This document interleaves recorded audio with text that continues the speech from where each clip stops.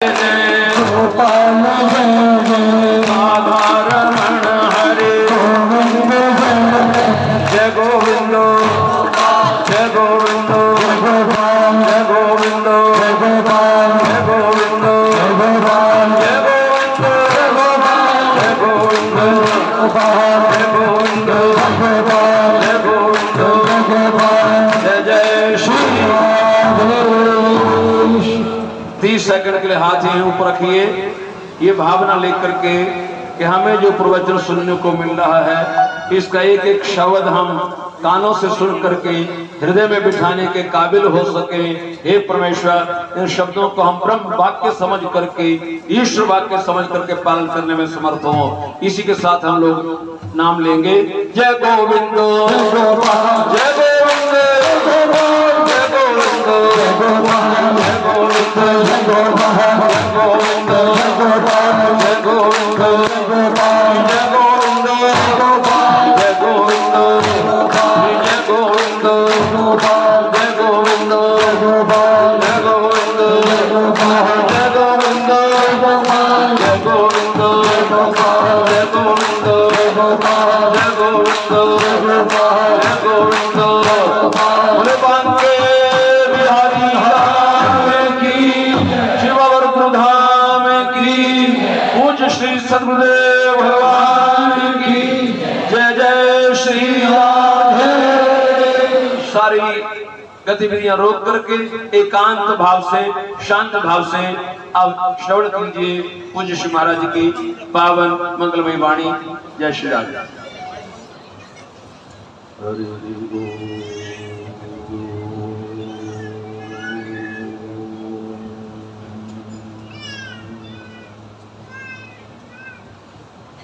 श्री गणेशाय नमः। श्री सरस्वती नमः। श्री वेद पुरुषाय नमः। श्री गुरुचरण कमलेभ्यो नमः।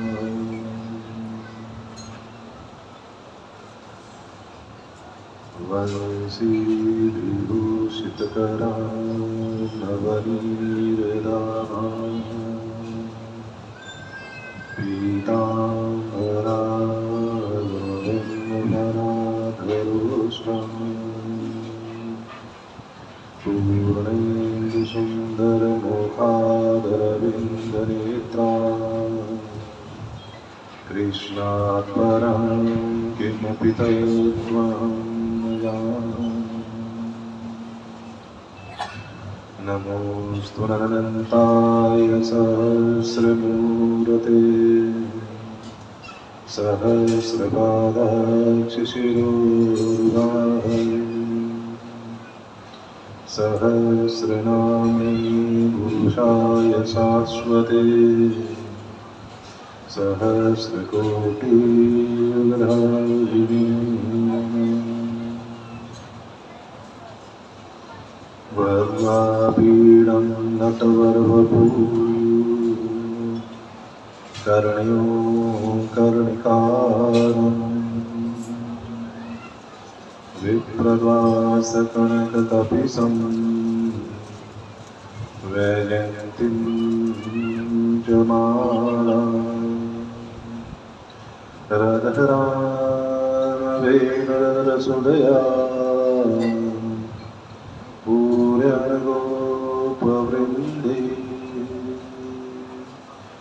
वृन्दारण्यं स्वपदरमणं प्राविशदगीतकीरति ब्रह्मानन्दं परमसुखदं केवलं ज्ञानमूर्तिम् द्वन्द्वातीतं गगनसदृशं तत्त्वमस्यादिलक्ष्यम् एकं नित्यं गगनमचलं सर्वधी साक्षिभूतम् भावातीतं त्रिगुणरहितं सद्गुरुं तं नमामि सद्गुरुं तं नमामि। अनंतानंद विभूषित प्रातः स्मरणीय परम वंदनीय तपोनिष्ठ ब्रह्मवेता विद्यारंका नाना स्थानाधीश श्री गीता भाष्यकार हम सबके करंधार श्री श्री गयाराट पूज्य श्री गुरु महाराज जी के पावन पवित्र निर्मल एवं सुंदर चरण कमलों में हम सभी का कोटि कोटि नमन।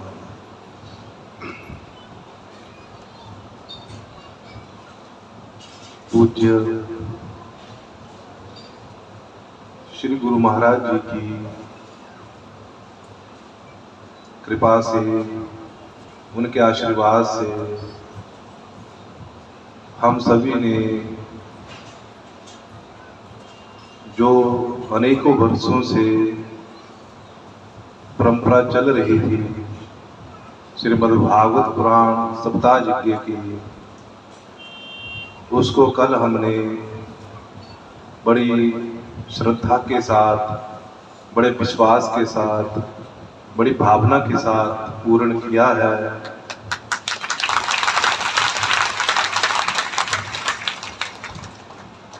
और आज हर मास की होने वाली संक्रांति को हम सत्संग के लिए, भजन के लिए, अपने जीवन के उद्धार के लिए एकत्रित होते हैं। पूज्य महाराज जी की कितनी कृपा है हमारे ऊपर, कितना उनका आशीर्वाद है हमारे ऊपर कि हम सबके कल्याण के लिए न जाने उन्होंने कौन कौन सी योजनाएं बना रखी हैं। जिन योजनाओं के तहत उन्होंने अपने विभिन्न आश्रमों में विभिन्न के धार्मिक आयोजनों को आयोजित किया है और जिसके माध्यम से हम उस परमपिता परमात्मा के चरणों का अनुराग लेते हैं, प्राप्त करते हैं। ऐसी सोच उस परमपिता परमात्मा की या हमारे सद्गुरुदेव की हो सकती है, अन्य किसी की नहीं। जय हो।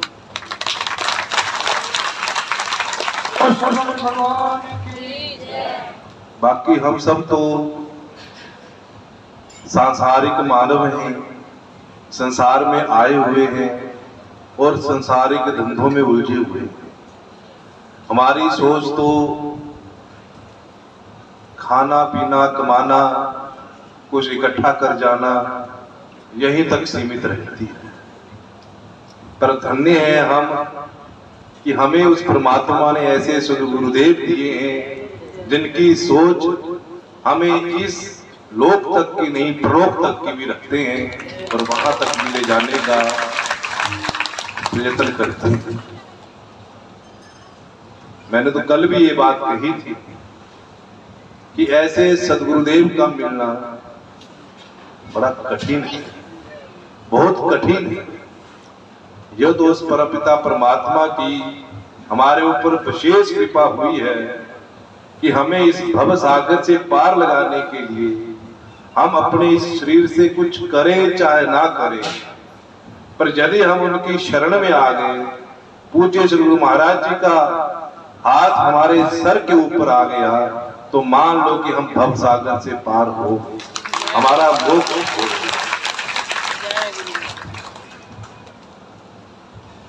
पूज्य अभी आपके शास्त्री सतपाल जी कह रहे थे कि पूज्य श्री गुरु महाराज जी ने 2 काम सोचे हुए थे। एक तो श्री धाम वृंदावन में अपना आश्रम हो और दूसरा यहाँ सप्त ऋषियों की स्थापना। पर कई आश्रम के काम व्यवस्थाएं, उनमें उलझ कर वो इन कामों को नहीं कर पाए। पर मैं ये कहता हूं कि दुनिया का कोई काम ऐसा नहीं है कि जिसको पूज्य श्री गुरु महाराज एक बार सोच ले और ना कर सके।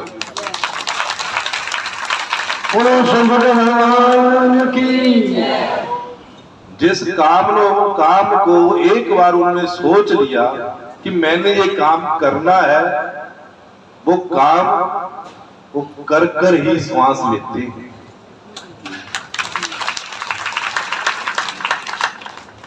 ये तो इस काम के लिए, वृंदावन के लिए, सब दृश्यों के लिए उन्होंने हमें चुना है, मुझे चुना, आपको चुना।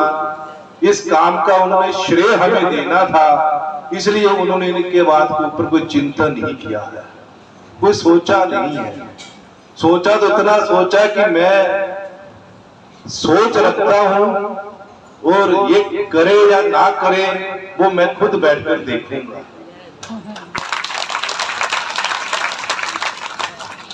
और हम सब ने मिलकर पूज्य श्री गुरु महाराज जी के रहते रहते हम तो ये चाहते हैं कि सदा उनका वरदान हमारे ऊपर है, सदा ही रहे।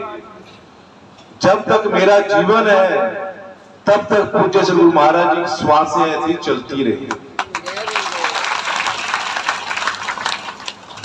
मैंने ये बात कल भी कही थी कि कभी ये मत में लाना कि पूज्य श्री गुरु महाराज जी डेरा बाबा रुद्रानंद नारी में बैठे हुए, वो एक जगह रहते हुए भी सब जगह विराजमान है। हम तो उनके शरीर को कष्ट देते अपनी इच्छाएं पूर्ण करने के लिए। मेरे घर में आए, मेरे लड़के की शादी में आए, मेरे एकादशी के उद्यापन में आए, मेरे पूर्णमासी के उद्यापन में आए, ये हमारी इच्छाएं रहती हैं और हमने ये इच्छाएं गुरु महाराज जी के माध्यम से अपनी इच्छाएं पूर्ण भी की हैं। पर मैंने ये कहा कि अब महाराज जी स्थित प्रज्ञ हो चुके हैं, अब उनका जो आत्मा है वो परमात्मा के चिंतन में मिल चुकी है। अब उन्होंने इस दुनियादारी से कुछ लेना देना नहीं। अपनी कठोर साधना तपस्या के द्वारा उन्होंने अपने शरीर को अपने भक्तों के लिए निशावर कर दिया। पर अब वो समय है कि अब उनकी जो आत्मा है वो उस आत्मा को उस परमात्मा के साथ मिला देना चाहते हैं। और महाराज जी का ये जो आत्मा का परमात्मा के साथ मिलन है, इस मिलन में हम अपनी इच्छा रखकर उसमें विघ्न डालेंगे तो मेरे जैसा पापी कोई नहीं। हम विघ्न डालते हैं उनकी इच्छा को पूर्ण करने के लिए। आज तक उन्होंने हमारी इच्छाओं को पूर्ण किया है और अब समय यह है कि हम उनकी इच्छा को पूर्ण करें। परमात्मा ने ये कृपा की है कि उनका शरीर हमारे मध्य है, पर उनकी आत्मा हमारे मध्य इस समय नहीं है। उनकी आत्मा परमात्मा के चरणों में पहुंच चुकी है। हमारे कल्याण के लिए उनका शरीर है। और यदि आप सब ये चाहते हैं कि हमें ऐसे ही उनके इस दिव्य अलौकिक शरीर का दर्शन होता रहे, तो हमें अपनी इच्छाओं को कंट्रोल में रखकर, वश में रखकर उनकी इस कामना को, उसकी आत्मा को परमात्मा से मिलने के लिए बाधा नहीं बनना है। हमें नहीं चाहना है कि अब वो अमलहड़ आए शरीर के द्वारा। हमने नहीं चाहना है कि इस शरीर के द्वारा वो हरिद्वार जाए। हमने नहीं चाहना है कि इस शरीर के द्वारा वो किसी के घर में जाए। हमने यदि चाहना तो ये चाहना है कि वो अपने मन से हमारे हृदय में वास करें, हमारे हृदय में उनका वास।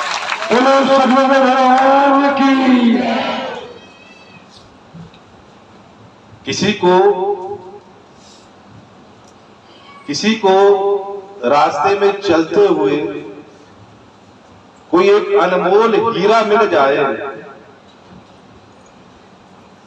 वो उस अनमोल हीरे को कितना संभाल कर रखता है, संभालता है या नहीं संभालता?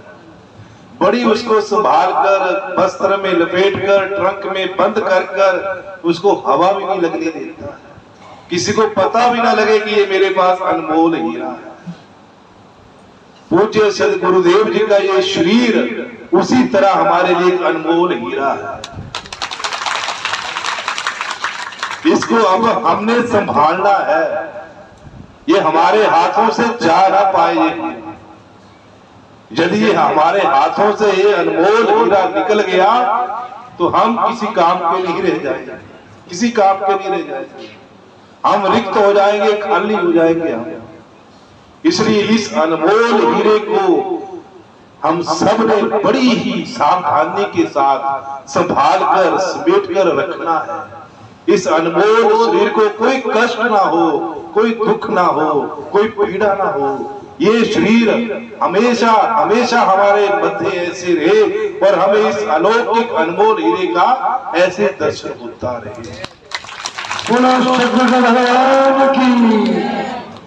गीता जी में लिखा हुआ है कि स्थित प्रज्ञ कौन होता है?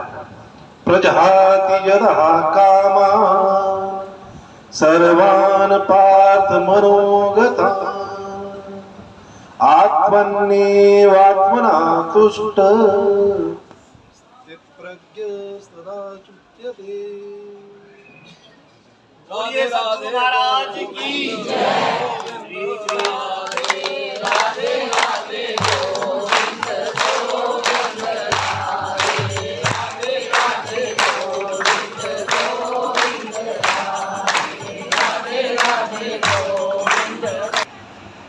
प्रजहाति यदा कामान् सर्वान् पार्थ मनोगतान् आत्मन्येवात्मना तुष्ट स्थित प्रज्ञस्तदुच्यते। हमें अब क्या करना है? पूज्य श्री गुरु महाराज ने हमारे लिए जो करना था वो कर दिया। आज हम यहां जो बैठे हैं, ये जो स्थिति है, ये जो माहौल है, ये जो कुछ भी है, ये सब हमारे पूज्य गुरु महाराज की कृपा है। भगवान की यदि उनकी कृपा ना होती तो न जाने हम आज किस योनि में होते, किस गंदगी का कीड़ा होते, कुछ पता नहीं। ये पूज्य श्री गुरु महाराज जी की ही कृपा है, हमारा इसमें कुछ नहीं है। हमें तो हम बैठकर उनके बताए हुए मार्ग के ऊपर चलना है। मार्ग उन्होंने बना दिया है, प्रशस्त कर दिया है, बड़े बड़े आयोजन उन्होंने कराए हैं, कर रहे हैं, वो चल रहे हैं। पर अब हमें उनकी आज्ञा के अनुसार उनके जो बताए हुए निर्देश हैं, उनके जो बताए हुए सूत्र हैं, उनके आधार पर अपने जीवन को हमें चलाना है।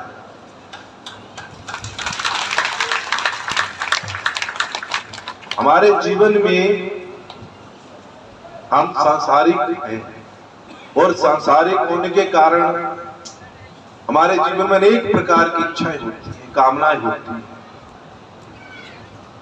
श्री गीता जी में लिखा हुआ है कि जिसने अपनी कामनाओं को त्याग दिया है, प्रजहाति यदा कामा सर्वान पार्थ मनोगतान। हे पार्थ, हे अर्जुन, अपने मन में आने वाली जितनी भी कामनाएं हैं, उन संपूर्ण कामनाओं को जिनने त्याग दिया है, त्याग कर दिया है कामनाओं को, जीवन में अब कोई इच्छा नहीं रही है, कोई कामना नहीं रही है, वो आत्मनि एव आत्मनातिष्ठ, जो अपनी आत्मा में ही रमन करता है, अपनी आत्मा में ही जो संतुष्ट है, वह जो मनुष्य है वो स्थित प्रज्ञ कहलाता है। स्थित प्रज्ञ का अर्थ होता है कि वो परमात्मा में ही अपने आप को मिलाए रखता है। जिसने संपूर्ण कामनाओं का त्याग कर दिया है और जो अपनी आत्मा में ही प्रसन्न रहता है, हर समय आत्मा में रमन करता रहता है, उसको किसी की जरूरत नहीं है, किसी का आश्रय नहीं चाहता। वो हर समय यदि आश्रय भी चाहता है, किसी की उसको जरूरत भी पड़ती है, तो केवल परमात्मा के आगे अपनी इच्छाएं रखता है। ऐसा जो मानव है वो स्थित प्रज्ञ कहलाता है, स्थित प्रज्ञ हो जाता है। बोले गीता माता की जय हो। और पूज्य श्री गुरु महाराज जी की अब स्थिति ये है कि अब उनके मन में कोई संसारिक इच्छा नहीं है। अपने भक्तों के लिए, अपने शिष्यों के लिए उन्होंने जो जो करना था वो कर दिया है। उन्होंने जो जो मार्ग उनके लिए प्रशस्त करना वो कर दिया है। अब चलना तो हमने है, उसके हम नहीं चल पाएंगे तो इसमें हमारा दोष है। आत्मनि ये बात तिष्ठ। पूज्य श्री गुरु महाराज जी की मैंने आपको कहा कि उनकी आत्मा अब परमात्मा के साथ लीला कर रही है, परमात्मा के साथ उनकी लीला का रमन हो रहा है। इसी प्रकार जिस प्रकार पूज्य श्री गुरु महाराज जी अपनी इच्छाओं को त्याग कर अपनी आत्मा को परमात्मा के साथ मिलाकर स्थित प्रज्ञ हो चुके हैं, हमें भी अब स्थित प्रज्ञ होना है। हमें भी कोई इच्छा प्रकट नहीं करनी है कि पूज्य गुरु महाराज जी हमारे मध्य आए, उनका शरीर हमारे यहाँ आए, वहां आए। इस प्रकार की कोई इच्छा नहीं होनी चाहिए।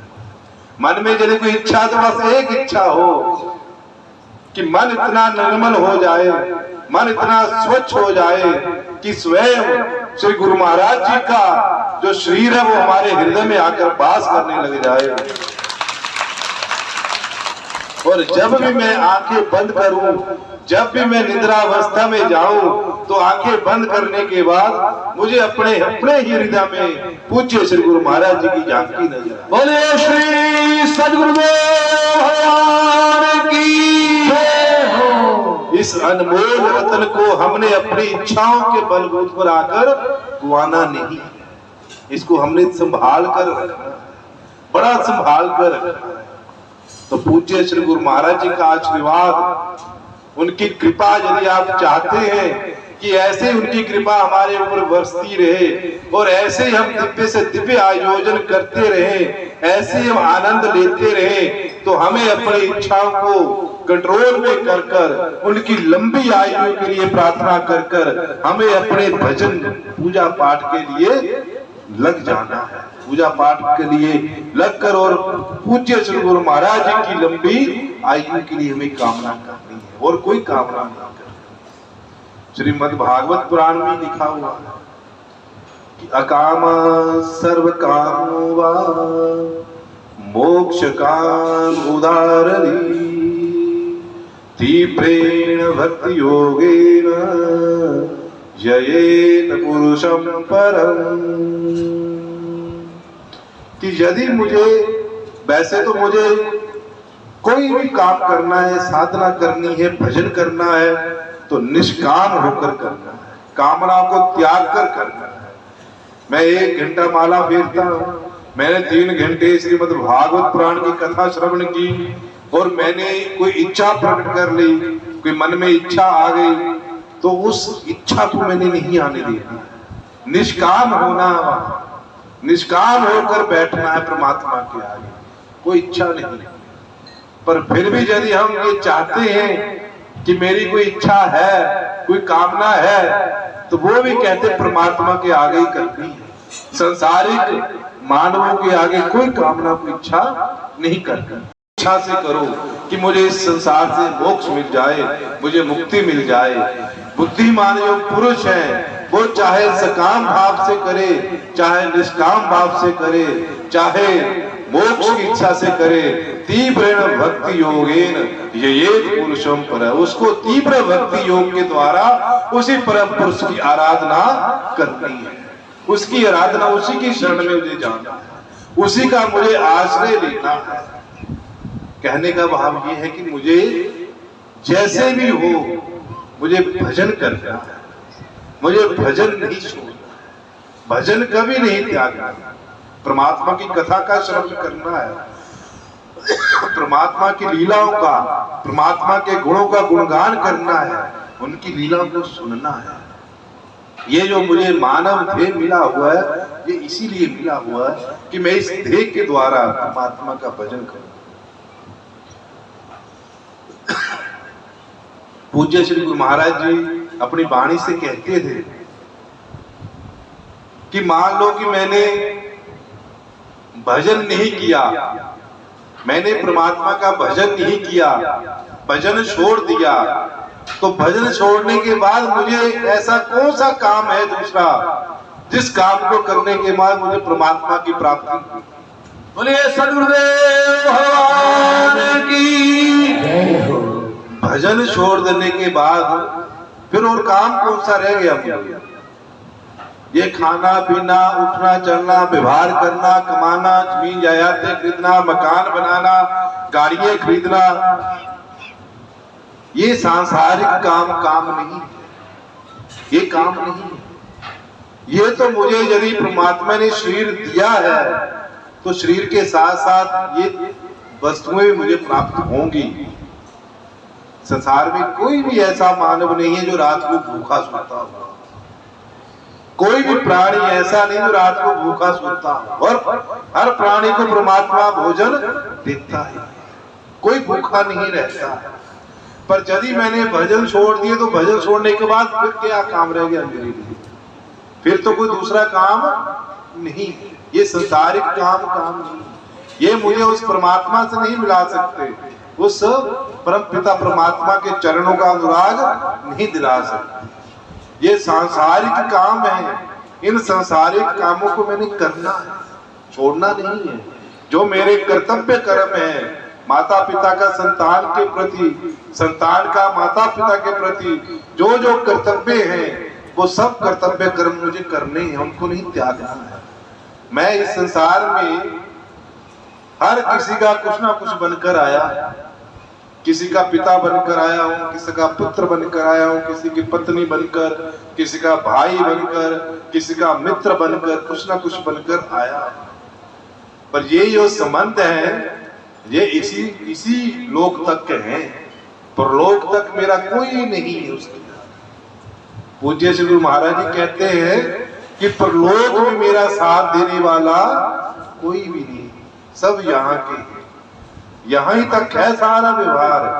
मरने के बाद कौन साथ जाता है? कोई साथ नहीं जाएगा, सब यहीं के यहीं रह जाएंगे। केवल मेरे अपने कर्म साथ में जाएंगे, जो मैंने कर्म किए होंगे वो कर्म मेरे साथ जाते हैं, बाकी कोई मेरे साथ। बोले अच्युतानंद जी महाराज की। तो यहाँ इस लोक के जो संबंध है, उस संबंधों को भी मैंने निभाना है।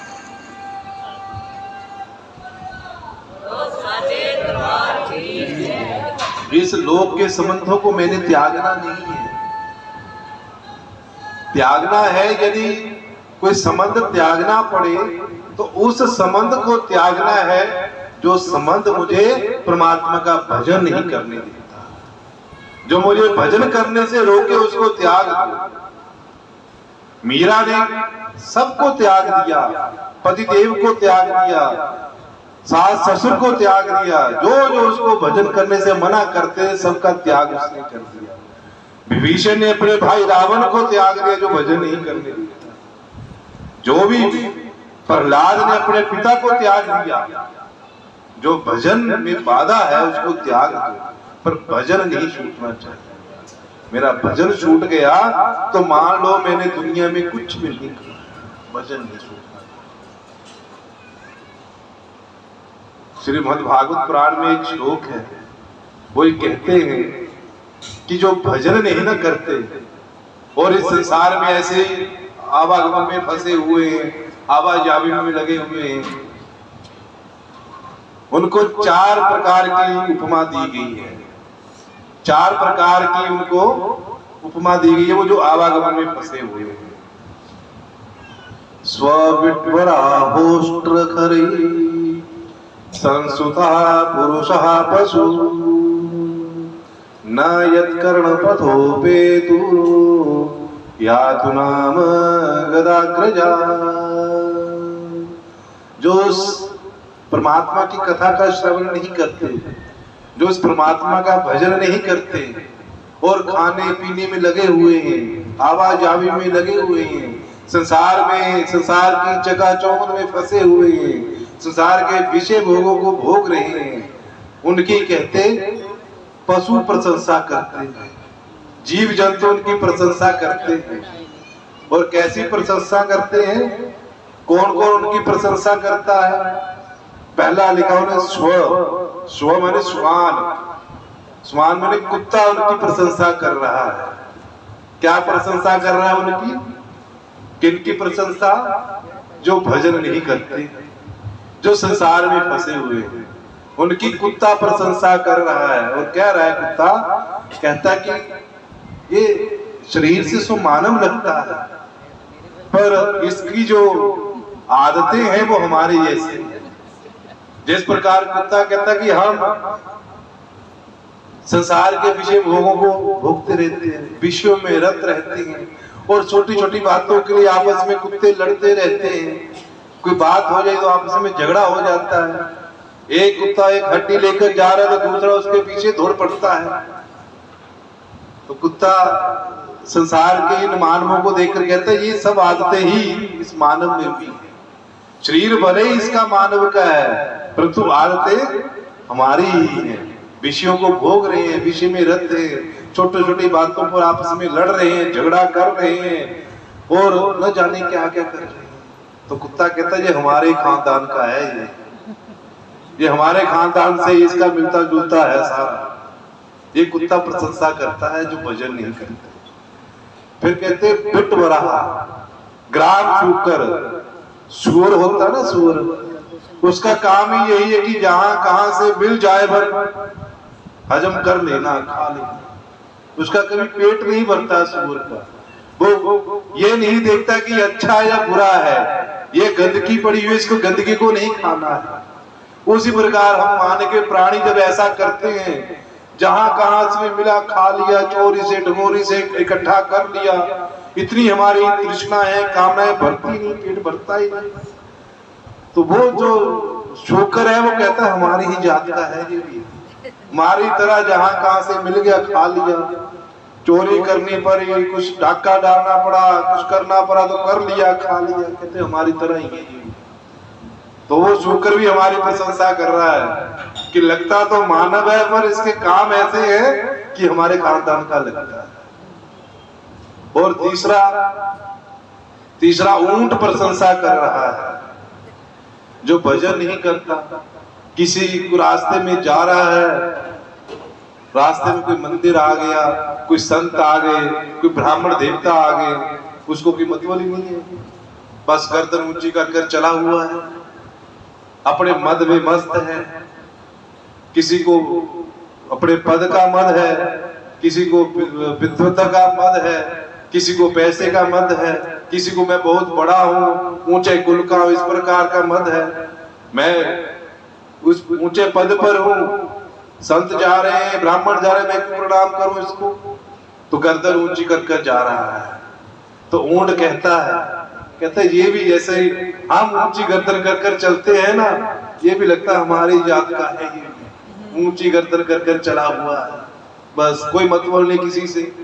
अब गुना आ गया, मंदिर आ गया, प्रणाम करने, सिर को झुका ले, संत मिल गए आशीर्वाद ले ले, कोई मतलब नहीं। कहते हमारी तरह है। बोलिए सद्गुरुदेव भगवान की। तो वो भी प्रशंसा करता है इस मानवों की कि ये मानव हमारे ही खानदान से आया है, लगता है पिछले जन्म में ऊंट ही होगा ये, जो ऊंट की तरह सारा व्यवहार करता है। वो चौथा कौन है? गधा। गधा क्या करता है? क्या करता है गधा? एक धोबी था, उसके पास, धोबी के पास बहुत सारे गधे थे।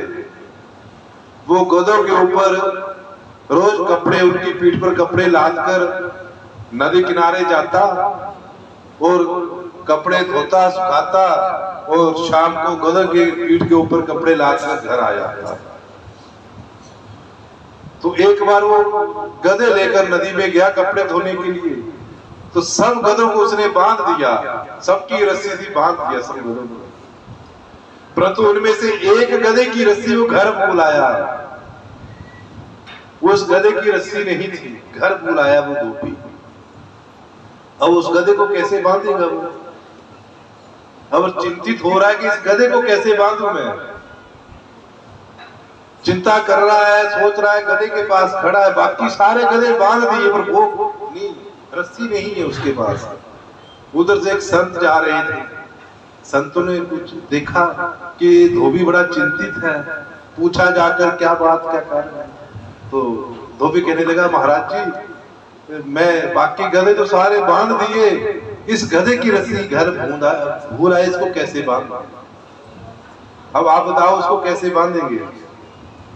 संतों ने क्या बताया होगा कि गधा बंध जाए? तो संतों ने कहा, धोबी ये गधा है, यदि इसकी रस्सी घर भूल आया है तो ये तो तुझे पता है ना कि रस्सी इसकी घर भूल आया है, इस गधे को तो नहीं पता कि रस्सी भूल आया है घर। तू ऐसा कर, इस गधे को झूठी मूठी जैसे रोज रस्सी को खूंटे के साथ बांधता था, वैसे झूठा मूठा इसको बांध दे, ये बंध जाएगा। तो जा जो आपके नाम की तालियां हैं।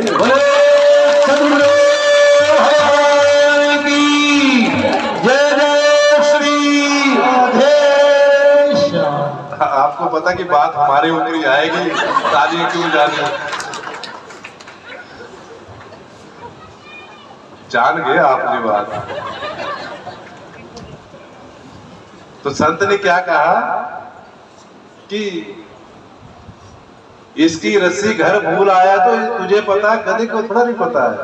तू रोज जैसे इसको बांधता था वैसे बांध दे। धोबी ने वैसे ही किया, रोज जैसे गले में रस्सी बांधी, गले में रस्सी को बांधकर खूंटे के साथ बांध दिया और धोबी कपड़े धोने चाहिए। वो गधा पूरे दिन वहीं खड़ा रहा।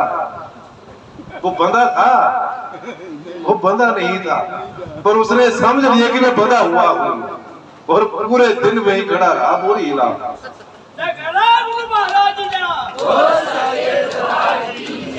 और शाम को जब धोबी ने कपड़े धो लिए, पीठ पर लाद दिए, सारे गधे की रस्सियां खोल दी, गधे चल पड़े।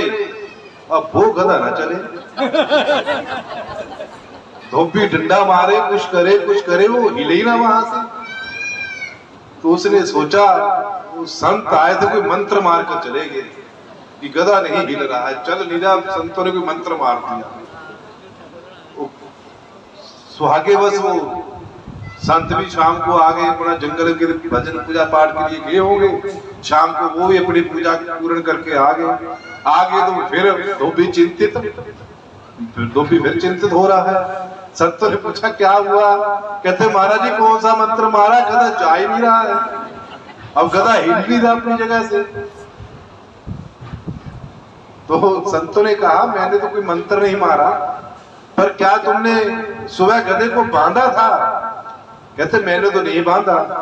कहते मूर्ख, झूठी मुट्ठी तो बांधा था ना? कहते हाँ झूठी मुट्ठी बांधा था। तो कहते जिस तरह झूठी मुट्ठी बांधा उस तरह झूठी मुट्ठी खोल भी दे, खोल दे उसको वैसे। तो उस धोबी ने वैसे ही जैसे सुबह गले में रस्सी डालकर खूंटे के साथ बांधी थी, वो तो नाटक किया था ना उसने, उसी तरह नाटक करके गले से रस्सी उतारी, खूंटे से रस्सी खोली और जैसे रस्सी खुली तो गधा चल पड़ा। अब बताओ भी गधा बंधा था कोई? गधा तो बंधा ही नहीं, तो खुला ही था, पर उसने मान लिया कि मैं बंधा हुआ हूं। इसी प्रकार हम सभी उस गधे की तरफ बंधे हुए हैं। हम है बंधे हुए हैं नहीं, पर अपने आप को मान लिया है कि ये मेरा पुत्र है, मैं इसका पिता हूं, इसका मित्र हूं, इसका ये हूं, उसका वो हूं, बंध चुके हैं। तो गधा कहता है ये मानव भी मेरी तरह ही है, जो संसार से बंधे हुए हैं, घर का कामकाज कर रहे हैं, ढो रहे हैं। जिस प्रकार गधा सामान ढोता है ना, उसी प्रकार हम घर के लिए, बच्चों के लिए, पत्नी के लिए साड़ियां लाओ, वस्त्र लाओ, ये लाओ, वो लाओ, लगे हुए हैं ढोने के लिए। पूरी उम्र बीत जाती है ढोते ढोते। तो गधा कहता है ये मेरी ही जात का है ये। परमात्मा कहते हैं कि समय हो गया, चल पड़ो, बुजुर्ग हो चुके हो। अब घर वाले ये सोचते हैं कि बुजुर्ग हो चुका, 80 साल हो गए कमा कमा के।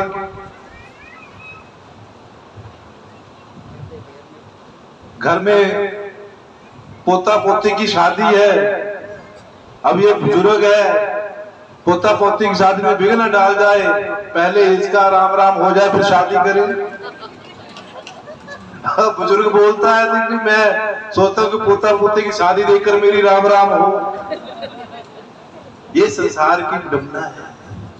हम संसार से बंधे हुए हैं नहीं, पर अपने आप को संसार से बांध रखा है। हम उस परमात्मा का अंश है, ईश्वर अंश जीव अविनाशी, चेतन अमल सहज सुख राशि। ये ईश्वर का अंश है हम, और जो ईश्वर का अंश होता है वो चेतन है, अमल है, मल रहित है, सहज सुख राशि है। पर हमने इस संसार के नश्वर पदार्थों से अपने आप को बांध रखा है। जब इससे छूट जाएंगे तब परमात्मा की प्राप्ति हमें हो जाएगी। तो पूज्य श्री गुरु महाराज जी की अनंत अनंत कृपा से वो इसी में लगे हुए हैं, पूरा जीवन उन्होंने इसी में लगा दिया है जी। जिस किसी भी प्रकार से ये जो झूठा बंधा हुआ मानव है, ये अपने आप से बंधा हुआ ना मानकर संसार से छूट जाए और परमात्मा के चरणों में लग जाए।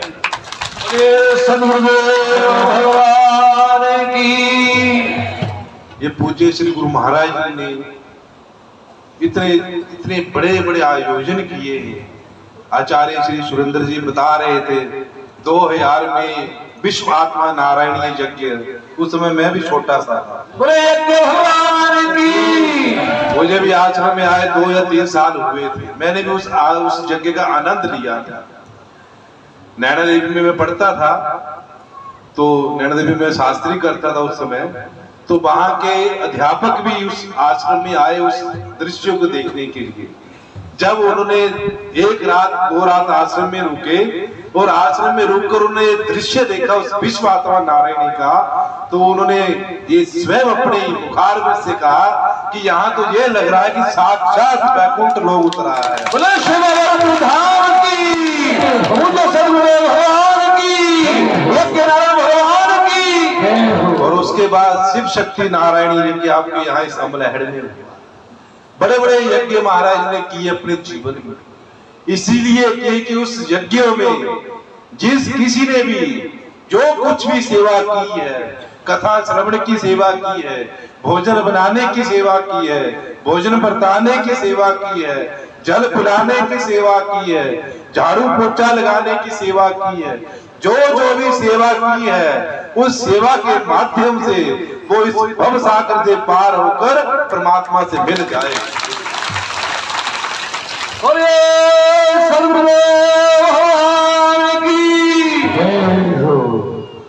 हमने घर में 5 या 7 ब्राह्मणों को भोजन कराना हो ना, तो आफत आ जाती है।